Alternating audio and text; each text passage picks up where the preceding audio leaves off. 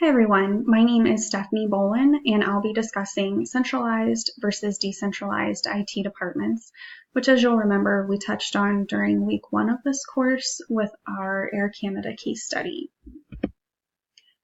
To get started, I'd like to define these two terms, centralized and decentralized. So dictionary.com defines centralized as to bring under one control. When we put this in terms of centralized IT, we mean that IT is contained within one department and responsible for making all IT-related decisions, as well as performing all IT functions for the business. Most likely the department is housed in one location, which is probably at the headquarters or general office for the organization. Decentralized is defined also by dictionary.com as to distribute the administrative powers or functions over a less concentrated area.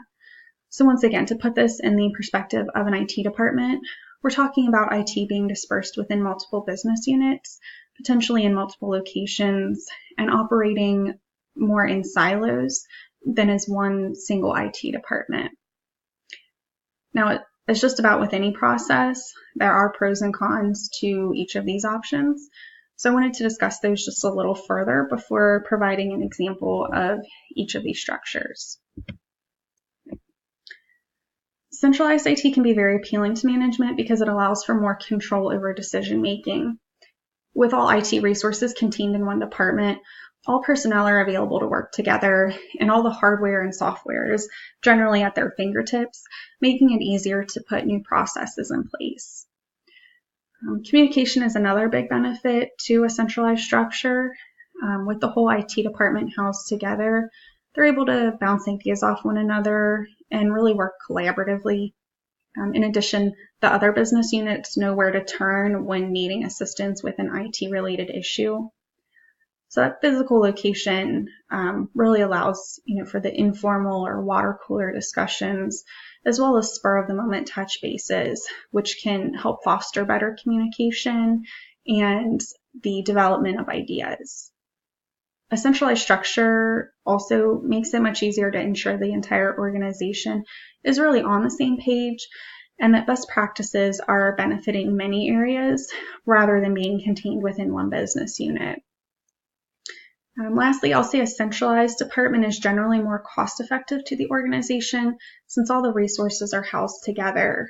There's no added cost of additional hardware, software, servers, any of those resources that you may need more of with a decentralized system. Of course, on the flip side, centralized IT does have its drawbacks. Each business unit has their own set of needs, and a centralized system tends to be very limited in catering to those needs of each individual business unit. It's also more challenging for the business unit to take ownership of their own needs since they don't have those resources or people within their department to address the unit's specific needs. With the lack of resources within the business unit, response time does tend to suffer as well. So, any issues that arise have to go through the centralized departments. They have to work to help resolve the problem and then deliver the solution back to the business unit. This can hurt how efficiently problems are resolved, and all of these drawbacks can really be very frustrating for the users within the business units.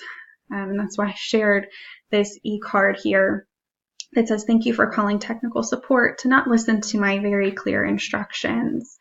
I know I've been that person on the other end of the line calling IT support and just can't seem to follow the instructions that they're giving me or don't quite understand what they're saying. So it's frustrating on my end, not being able to resolve my issue or maybe feeling like they're talking above my head. It's of course frustrating on their end that I can't grasp what they're saying and help get this resolved. So I think that's a big downside with the centralized approach, whereas with decentralized, you would kind of have people available within the business units to maybe help more one-on-one. One final challenge that I wanted to mention with centralized IT is that the system really can't fail, or it can be incredibly detrimental to the organization. So with this approach, there's no backup for the centralized team. If systems go down or processes fail, it's really a big hindrance to the entire organization. Now let's discuss the benefits and challenges faced with a decentralized IT department. I will say a decentralized department has some fantastic advantages, including business unit tailoring and ownership. The business units are able to tailor systems and processes to be more beneficial to their specific areas within the organization and can really feel the sense of ownership over how they operate. Another huge advantage is the response time. So the business units have their own resources to turn to, and those resources are focused and dedicated to the specific unit's needs. Therefore, problems can typically be resolved in a timelier manner than we would see with a centralized system. Additionally, if there is a failure of IT systems within a specific business unit, another team can probably jump in to back them up and help resolve the issue. For example, if servers go down at one location, the organization may be able to look to one of their other offices to help cover until they can get the issue resolved. A decentralized IT structure is, of course, going to have its own set of disadvantages. The first, and often a big one for organization, is the excessive costs involved. A decentralized system can mean additional costs due to increased physical locations, possibly increased personnel, and additional hardware and software that may be needed. Problem solving and control are also put in the hands of the business unit, and so this itself can create a challenge when those business units aren't sharing any of the best practices they've discovered with other units, or if one unit makes changes which benefit their unit, but may potentially create issues within another unit. This failure to communicate can also tie back into the increased costs. So for example, if you have two business units experiencing the same issue, but there's been no communication that both areas are having the same problem, then both areas are going to be using time and resources to resolve the issue when maybe they could have worked collaboratively, or if one found a resolution faster than the other, then they didn't know that they needed to share that information with the other unit. I know we mentioned with our Air Canada case study as well, but many organizations will utilize a third option, which is really a hybrid of both systems, in order to maximize the advantages of both approaches, as well as reduce the number of challenges that the organization would face. So let's discuss some examples.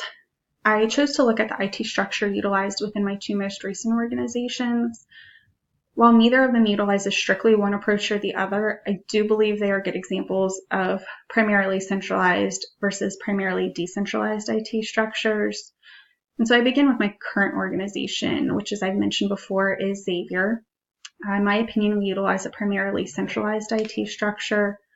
So all of our IT employees and resources are housed primarily in one department, and all of our IT-related issues or questions do go directly through them.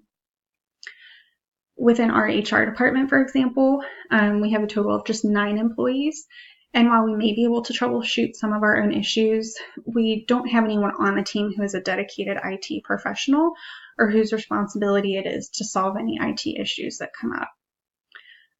Our IT employees at Xavier can easily collaborate and assist one another, as well as communicate effectively, not only within their own departments, but with any information that they may be pushing out to the university.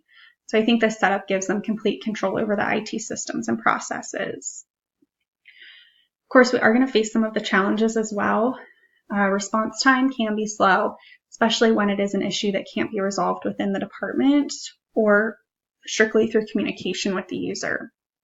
So for example, if we're having an issue in HR that required one of our IT employees to come over to the office to help resolve that issue, we have to wait until they have time available, until they can walk or drive over to our building, since we don't have any of our IT housed in our location. So just that delayed time of getting them over to us to help resolve the issue in person. So I think that's when it can really be beneficial with a decentralized structure to have those resources within the business units. Now, as far as a decentralized IT department, I believe Kroger is a good example. Please do keep in mind that they too are probably using more of a hybrid approach, but I think they have a lot of great examples of decentralized structure and the benefits it provides. I included the particular image here for Kroger because it shares why a decentralized approach is so critical to their operations. So Kroger is truly known as the Kroger family of companies. And so all of these other names that you see listed are banner stores owned by Kroger all across the US.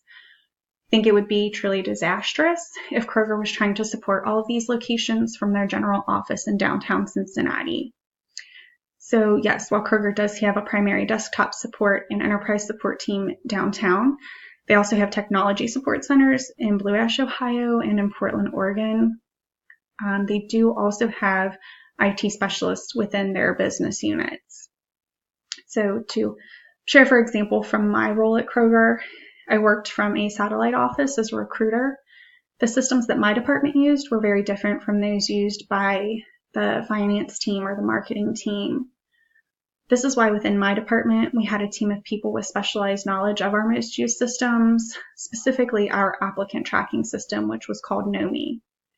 With this, we were able to realize better response times to any issues that arose. However, once again, there are some challenges. We weren't the only team to use NOMI, and so the NOMI operations team had to make sure that communication happened with other departments as well, or we could have had two different departments working to solve the same issue when we could have been working collaboratively instead. Now, as I mentioned, Kroger is certainly using more of a hybrid approach, and I think a hybrid IT department is what works best for most organizations. One exception that I really thought of was probably small businesses. So when you do have only one location or your operations are on such a small scale, certainly a centralized IT structure could work best. But again, in my opinion, for the most part, I think a hybrid approach is going to benefit organizations the most. So as I wrap up, I have a couple of questions for you to consider. Please don't feel that you have to answer these specifically or are only limited to these questions. There's just kind of some topics to think about. First, I'd love to hear what type of IT structure is utilized within your organizations, and if you feel the current structure best matches your business needs. I'd like to know as well if you kind of agree with my idea about the hybrid structure being best. Do you think it is the best option for every organization? And if not, what types of organizations would you envision a centralized or a decentralized structure working best for? I actually came across a great example in doing my research. So there's an article called Following Both Sides of the Decentralized versus Decentralized IT Debate. And it suggests that financial services and the healthcare industry may move back to a centralized structure to make it easier to meet compliance requirements, such as the Sarbanes-Oxley Act and the HIPAA regulations. So I do look forward to reading your feedback and conversing with you this week. I did include here a slide with my references if you want to check any of those out. And I just thank you for listening and hope everyone has a great week.